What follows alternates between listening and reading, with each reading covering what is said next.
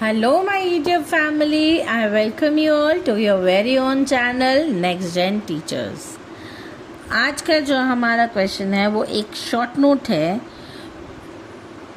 जो है 3 language formula के बारे में कि हम लोगों की गवर्नमेंट ने जो है वो 3 लैंग्वेज फार्मूला जो है क्यों अप्लाई करवाया था. Now, the 3 language formula is a language policy in the Indian education system aimed at promoting multilingualism and national integration. It was first recommended by the National Education Policy 1968 and later supported by the National Education Policy 1986. तो 3 language formula जो है वो हमारी government ने इसीलिए introduce किया था क्योंकि वो चाहते थे कि नेशन की जो है इंटीग्रेशन बनी रहे और बच्चों को मल्टीलिंगुअलिज्म समझ में आए.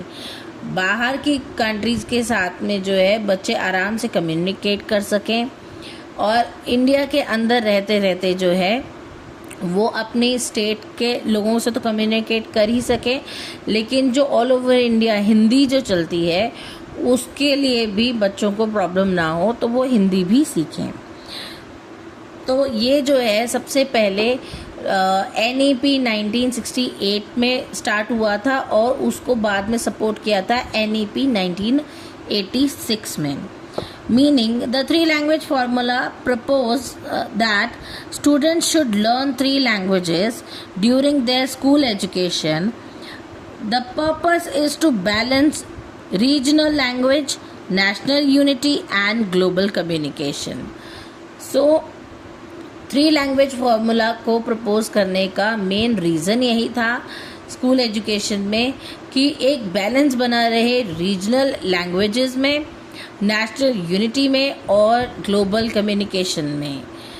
तो structure of the 3 languages are: first language is the mother tongue और regional language of the student. It is usually the main medium of interaction in schools. तो जो फर्स्ट फॉरमोस्ट लैंग्वेज थी वो थी मदर टंग या फिर regional language, जिसके अंदर जो है टीचर्स इंस्ट्रक्शंस भी अगर देती थी बच्चों को तो उसी लैंग्वेज में देती थी ताकि बच्चे उन चीज़ों को आसानी से समझ सकें, उन इंस्ट्रक्शंस को समझ सकें. नेक्स्ट है second language in Hindi speaking states, English और अनदर मॉडर्न इंडियन लैंग्वेज. अब हिंदी स्पीकिंग स्टेट के अंदर जो है या तो बच्चों को इंग्लिश या फिर कोई और मॉडर्न इंग्लिश लैंग्वेज सिखाई जाती थी. इन non Hindi speaking state Hindi और इंग्लिश. तो नॉन हिंदी जो है स्पीकिंग स्टेट के अंदर बच्चों को हिंदी भी सिखाई जाती थी. थर्ड लैंग्वेज जो थी इन हिंदी स्पीकिंग स्टेट्स और 1 मॉडर्न इंडियन लैंग्वेज और in non Hindi speaking states English और another modern English Indian language. तो कहने का मतलब है कि पहली लैंग्वेज जो थी वो बच्चों की मदर टंग या रीजनल लैंग्वेज होती थी. सेकेंडली जो है हिंदी लैंग्वेज होती थी या फिर अगर जो बच्चे नॉन हिंदी स्पीकिंग स्टेट्स से थे उनको वहाँ की लैंग्वेज सिखाई जाती थी. और तीसरी लैंग्वेज जो थी वो थी आपकी इंग्लिश लैंग्वेज, जो कि इंटरनेशनली कम्युनिकेशन के लिए आपको हेल्प करती है. Objectives: it promotes national integration and unity. अब लैंग्वेज से ही आप किसी से बात कर सकते हैं, नेशनल इंटीग्रेशन ये प्रमोट करती है और यूनिटी भी प्रमोट करती है. Encourage linguistic diversity in India. ये इनकरेज किससे हुई थी? क्योंकि लिंग्विस्टिक डाइवर्सिटी बहुत थी इंडिया में. लोग अलग अलग भाषा बोलते थे, एक दूसरे की बात नहीं समझते थे, इसीलिए इसको इनकरेज किया गया कि हर एक बच्चे को 3 लैंग्वेजेस सिखाई जाएं ताकि वो चाहे अपने रीजन में है, चाहे किसी और स्टेट में है या फिर किसी और कंट्री में है, वो हर एक इंसान के साथ अपने बात शेयर कर सके. ना improve communication between different regions. Provide knowledge of English for global opportunities. Global opportunities के लिए भी जो है बच्चों को इंग्लिश की नॉलेज दी जाती थी ताकि उन्हें अच्छी अच्छी अपॉर्चुनिटीज़ मिल सकें। Strengthen regional language and culture. अब अपने कल्चर को जो है स्ट्रेंथन करने के लिए रीजनल लैंग्वेजेस को भी स्कूल में पढ़ाया जाता था ताकि वो भी स्ट्रॉन्ग हो सकें। इन 3 लैंग्वेजेस की एडवांटेजेस क्या थी? पहली थी promotes multilingual skills among students. बच्चों के अंदर मल्टीलिंगुअल स्किल जो है वो डेवलप करने के लिए ये स्कीम बनाई गई थी। Second, encourages cultural understanding. अब बच्चे क्योंकि अपनी रीजनल लैंग्वेज समझते हैं तो अपनी मदर टंग समझते हैं, इसलिए वो अपने कल्चर के साथ में जुड़े रहते थे, अपने कल्चर को और बेहतर तरीके से समझ पाते थे। Helps in national unity.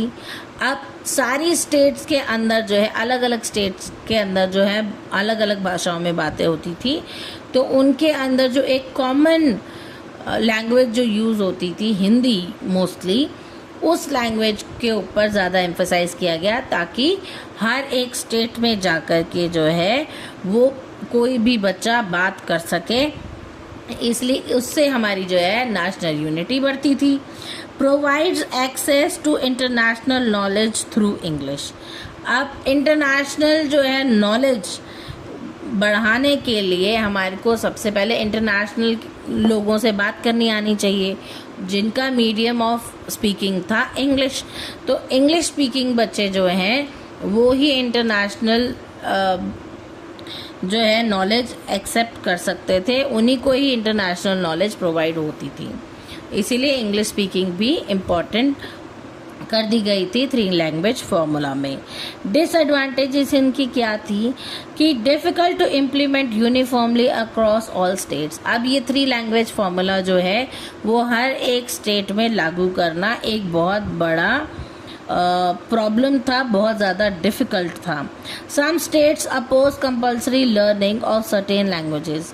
अब काफ़ी सारी स्टेट्स जो थी वो बहुत ज़्यादा अपोज करती थी कि हम ये 3 जो लैंग्वेजेस हैं उनको कंपलसरी हम याद नहीं करवा सकते, और स्टूडेंट्स भी जो हैं वो एक्स्ट्रा एकेडमिकली बर्डन फील करते थे क्योंकि उनको एक की जगह 3 लैंग्वेजेस पढ़ने को कहा जाता था। Lack of train teachers for multiple languages in some schools. कुछ स्कूल्स के अंदर तो अलग अलग लैंग्वेज सिखाने वाले टीचर्स की भी कमी होती थी, इसीलिए भी वो बच्चे जो है 3 लैंग्वेज फार्मूला अपने स्कूल में अप्लाई नहीं करवा पाते थे। अब कंक्लूजन क्या है इसका? The 3 language formula is an important policy designed to maintain balance between regional identity, national unity and global communication. Regional identity regional language को सीख करके, नेशनल यूनिटी एक नेशनल लैंग्वेज को सीख करके, और ग्लोबल कम्युनिकेशन इंग्लिश जैसी लैंग्वेज को सीख करके, ताकि बच्चे उस लैंग्वेज में ग्लोबली किसी से भी बात कर सकें।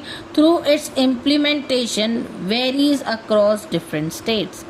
अब इनकी जो इम्प्लीमेंटेशन थी वो हर एक स्टेट के अंदर अलग अलग थी, क्योंकि पहले मैंने आपको बताया डिसएडवांटेज में, क्योंकि इनकी इम्प्लीमेंटेशन बहुत ज़्यादा डिफ़िकल्ट थी, लेकिन ये सेम टाइम पे बहुत ज़रूरी भी थी बच्चों की ओवरऑल डेवलपमेंट के लिए। तो ये था 3 लैंग्वेज फार्मूला का टॉपिक। आई होप आपको मेरी वीडियो अच्छी लगी होगी। अगर आपको मेरी वीडियोस अच्छी लगती हैं तो please do like, share, comment and don't forget to subscribe. तब तक के लिए थैंक यू।